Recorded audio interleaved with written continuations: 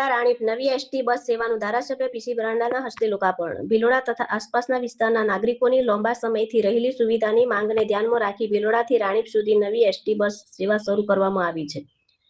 આ નવી બસ સેવાનું લોકાર્પણ ભિલોડાના ધારાસભ્ય પીસી બ્રાંડાના વરદ હસ્તે બસને લીલી ઝંડી આપી કરવામાં આવ્યું હતું।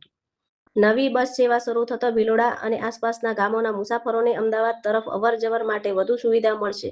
લોકાર્પણ પ્રસંગે ધારાસભ્ય પીસી બ્રાંડાએ જણાવ્યું હતું કે લોકોની સુવિધા અને વિસ્તારના વિકાસ માટે સતત પ્રયાસો કરવામાં આવી રહ્યા છે।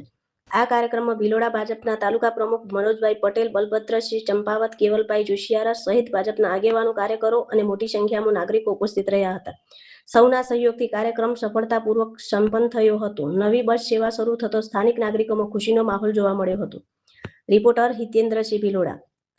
આજે અહીંયા ભિલોડાથી રાણીપ બસ જવા માટેની જે સગવડ પૂરી પાડી છે ત્યારે સમગ્ર ગુજરાત સરકારનો અમે અહીંયા આદિવાસી વિસ્તારવાળા સૌ એમનો આભાર માનીએ। વિસ્તારના લગભગ મોટાભાગે માણસો, નોકરિયાત વર્ગ, અન્ય વર્ગના માણસો આવવા જવા માટેનો ખૂબ મોટી સુવિધા ઊભી કરવામાં આવી છે ભારતીય જનતા પાર્ટી દ્વારા અને માન્ય ગૃહમંત્રી અને પીસી બ્રાંડા દ્વારા, બ્રાંડા સાહેબ દ્વારા આ ભેટ આપવામાં આવી છે।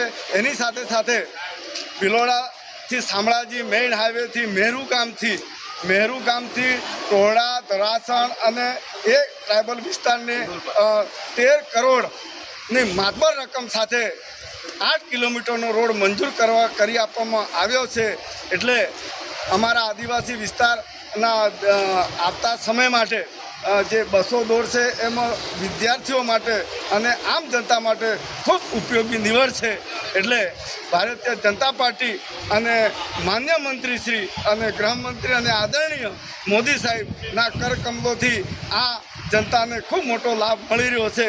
એવી વાત સાથે મારી વાત પૂરી કરું છું।